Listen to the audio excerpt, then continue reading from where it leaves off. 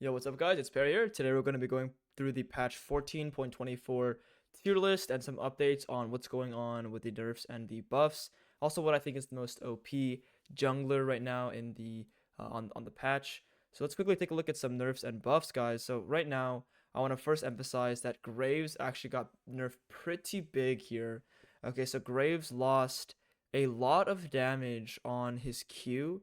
When you put points into your Q, when the Graves Q falls back, it's supposed to feel really strong, it's supposed to do a lot of damage, but they actually significantly decreased how much damage it does based on how much bonus AD you have. The Graves actually getting hit pretty big, even though it doesn't seem like a lot, it actually does mean that Graves damage hurts big time. Another big nerf was Warwick in the middle of the patch. They sort of buffed Warwick and then they decided to hotfix him because Warwick was too OP. So Warwick is nerfed a little bit. They adjusted him and they nerfed him, but Warwick's in a great spot right now, especially if you're pushing to try and get to Emerald or Diamond. But overall, Warwick's still a solid champion. Didn't get hurt too hard. Now, other champions we have that have been touched this patch is Elise, which lost 30 HP here, guys. Elise, actually one of the strongest early game champions, is now going to be a lot harder to navigate through the early game because you win less fights. You're still gonna be strong, you're still gonna be powerful, but it's fine. Like it's still really good overall. Now let's see what else there is here. So we have Mundo as well, who got a bit of a nerf. So Mundo lost a bit of damage on his E, which is really big because Mundo is like damage is crazy, but losing some damage based on his max health is really nice. And now, actually, probably one of the funniest changes is Master Yi, where Master Yi deals more damage with Infinity Edge. So for some reason, they decided to change Master Yi based on Infinity Edge. I don't know why Riot Games decided to do this. This makes no sense to me. It's like a bit of a buff, but doesn't make any sense. Now here, Poppy, guys. Poppy is one of these champions that actually got changed in a positive way, except for the fact that if you're going tank Poppy, it's not as good. If you're going AD Poppy, Sun Earth Sky, maybe even Lethality, you have a lot of opportunity with Poppy to pop the heck off, because you're getting more damage on your Q pretty much.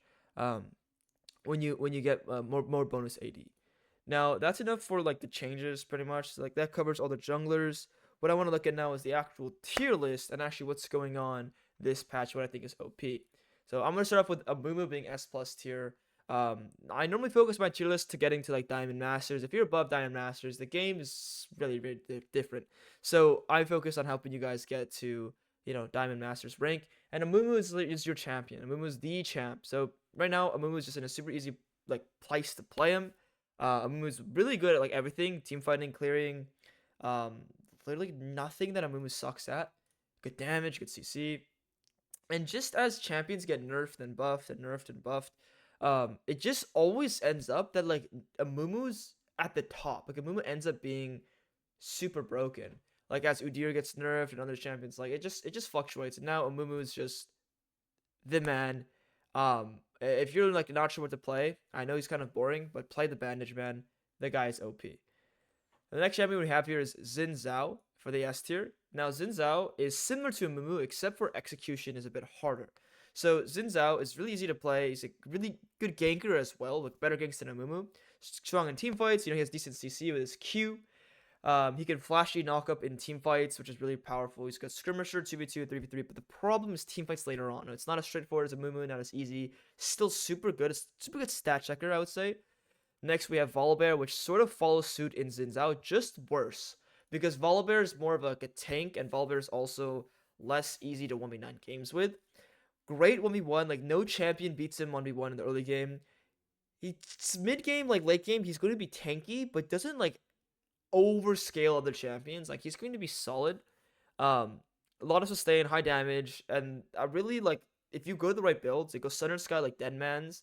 The Bruiser build, not the AP build, you're going to be way more useful on Volibear. The AP build is for like lane Volibear. The next guy we have is Warwick. So Warwick actually got like a nerf, but it's still really strong. Pretty much like Warwick's just always going to be OP, like Amumu, like Warwick and Amumu, just because of how fast Warwick is around the map, how Warwick gets to someone's low on HP and you just run at them. Um, really hard for enemy people to deal with is E. They don't understand. Like, Warwick can be like 20% HP and then Q and ulti and be full, and it's just like, wait, people don't get that in lower elo. So we have Nocturne here. So Nocturne's still in a really good spot. Like in every other previous tier list, he's like always up there. His ult can literally win games on the spots. He's really strong. He's really good gank and clear speed. He wins 1v1s against a lot of champions. Like even like Warwick, Volibear, and Xin Zhao. If there's any champion who can like maybe beat them, it's actually Nocturne, because Nocturne's fear is broken. Nocturne's fear is ridiculous, and he gets a lot of AD from his Q. So Nocturne with his ultimate later on in the game as well, and solo Q dominates things. Now here we have Viego, one of my favorite champions. And as I see more Viego players play Viego's a really strong champion if you know the game, you know the champions, and you know how to mechanically play Viego. Actually, like a really OP carry champion, kind of busted as I see more champions being played. So Viego is like literally good at everything. He's good clear, good fighting. He's like X Factor champion, which was like sort of like get one reset and change the game. Like even if you're 0-10, get one reset, change the game. He has that like piece of him that not many other junglers have, just like something that's ridiculously broken. He has like 4+ different build paths where you can itemize into different comps. It's like his most flexible champion and the carry champion as well. I love Viego. The only downside is like, again, like if you're new, you're not going to understand how to play other champions. So you need to know other champions. And on top of that, you're a bit team reliant. You need to watch your team. You're not like reliant on them. You can carry, but you need to watch your team. So the next champion we have here is Kindred. And for Kindred, we're thinking about how powerful she is in terms of her scaling, her early game, her itemization, her range. The problem with Kindred, though, for most of you guys, is probably mechanics. But she's still a very powerful champion and always worth, like, potentially learning if you really like to. Kindred's, like, super duper OP. Now, if you have good mechanics and you're like, okay, I want a flashy champion, don't pick crap like Nidalee or Brand or Lee Sin. You can pick crap like Kindred. Kindred is like the stuff for sure. Now note here, guys, this should not be in C. This should be in B or A. As I've seen more Lillia, I've been adjusting where I really find Lillia to be, and it's definitely not C tier. It's definitely not on par with like Echo or Pantheon or Silas or Kiana. I put him put her a little too low. But anyway, back to Kindred. So Kindred like can snowball, get marks, can scale, does everything. She gets control of the game. She's dominant. All right, it brings me to Mundo here. So Mundo got slightly nerfed on his damage, but the nerf isn't big because what makes Mundo really broken is simply his like survivability, and he can still like go where he pleases. Like if mages are picked and you're playing Mundo, let's say they have Aurora top lane and like a mage mid or even like a mage ADC, or AP champions in general, Mundo is OP. Now, you don't necessarily want to play Mundo against heavy AD comps. So the reason why you don't want to play Mundo against AD comps is because like this champion gets shredded by a lot of damage. But think about it this way, if they're playing a mage, like even like, Nidalee or Talia or something like that, then it's like a lot harder for them to kill the Mundo because their damage is not consistent. Mundo sucks against consistent DPS. Now, still powerful champion. If you like the style of being OP tank, he's definitely playable. Just a little bit harder because people think that they're really tanky. You need a good amount of games on Mundo. Alright, so that brings me to the A tier here, guys. We got Master Yi. Master Yi is pretty powerful. He's been getting buffed and buffed and buffed. Now this last buff didn't really matter. It's like it was like stupid. Like I don't know why Riot decided to do that. But like before, his ult and attack speed getting increased. Like the champ is really easy to play, but also really difficult to play. Like it has a lot of payoff if you're good. You can easily 1v9 games, especially if they have no CC. Super straightforward, a really good low elo stomper. Like honestly, I think Master Yi is like on par to these Warwicks and these like Amumus. Really powerful champion, and you can abuse him all the way up to same rank like Diamond, Emerald, even like Masters maybe. See a lot of people abusing Mastery to Masters. Now we have Gwen here. So Gwen is a champion that's like S tier for the last 4 to 5 patches. Like 4 to 5 patches ago, Gwen was S tier. Like last patch, she was like S tier. Gwen's like in and out. Honestly, pretty much she got nerfed one time, and if she gets snowballing, she's really powerful. And I recently made a Gwen video. When you have your ultimate, you can 1v1 anyone. You can do whatever you want. You can 1v5 even with your ulti and stuff. The problem with Gwen though is as like other champions funnel in and out of the meta, um, we're seeing more and more and more early game dominant junglers that even though we're not hard ganking, we're playing really aggressively like before first item, and Gwen sort of can't handle that. Gwen needs a first item. Gwen needs level 6. Gwen needs a lot. So it's like Gwen is going in and out of A, S, and S plus tier. But Gwen is still very powerful. If you love Gwen, play Gwen. Now Bel Veth is a champion that actually has a pretty significantly high win rate, and I'm going to do an unranked 2 masters on on Bel Veth soon. I've been pretty preoccupied with other stuff, other projects right now. But Bel Veth is a really good champion if you like being stat checker as well. 4 dashes, you can reset your dash with your W. Your E just has a lot of damage reduction and damage. Ridiculous champion. I remember playing this champion a lot back when I was back when I was a pro player, and like I would lose my mind against Bel Veth. If you guys want a champion and just be like super annoying, you can play Bel Veth. I don't really have any videos on Bel Veth, but I'll make sure to get some, get my unranked challenge, and we'll do some Bel Veth. Next champion we have here, guys, is Wukong. So I made a recent Wukong video going Profane, Black Cleaver. You don't have to. You can go Trinity Force. You can go Black Cleaver. After you can go Center of Sky. Wukong though at 2 items, you ideally want Black Cleaver because you can instantly break their armor. Is ridiculously powerful. This champion, as we've seen over and over and over again, like this champion is just the biggest most broken champion if you use the combo correctly. So I'm going to speak the combo and I'll write it real quick, but it's pretty much E, Q, R, W. Okay, sorry, Q, W, R, or it's like these two are interchangeable, and then Q at the end. 3 Qs. 1, 2, 3. You need 3 Qs, and then you will make your combo on Wukong the best. Okay, so this is like, I used to be Wukong man. I love Wukong. I'll probably make some more videos on Wukong, but you guys need to get the combo correct. Okay, I'll show the combo eventually.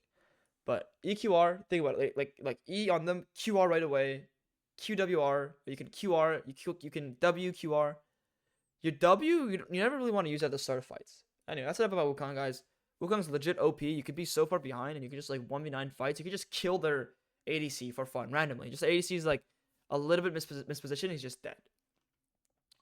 Now for Rek Sai, Rek Sai has a pretty insane win rate right now. She's a really good ganking jungler, really strong around objectives, and she has like a lot of really OP stats in early game. What you can consider Rek Sai is like the Kalista or Draven of the jungle. So a lot of you guys know Kalista and Draven are like early game snowballers, and you have to snowball early game, and you don't really scale that well. You still do damage, you're still strong, but you don't really scale that well. Honestly, I have a different perspective on Rek Sai. I think Rek Sai like has a lot of opportunity. It's just not for everyone. I just think this champion's like strong, but not for everyone. Same thing like Bel Veth, the Gwen, Mundo, even. It's not for everyone. Like Mundo, for me, I personally don't like Mundo. But it's actually still a good champion.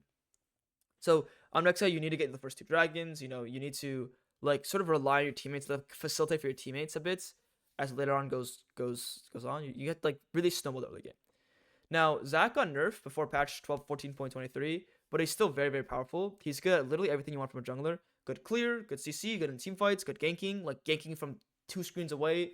A solid champion with even his Q being nerfed, dealing less damage in patch 14.23. Still really solid champion. Like Zac is like always AS tier. And will always will be really. Like any champion, if you guys can like sort of tell, that has a lot of CC like this is really broken. Now, as for Jarvan's like a classic jungler, and I actually got ranked 2 playing Jarvan. He's always going to be good in solo queue. You know, he has strong ganks, you have strong team fighting.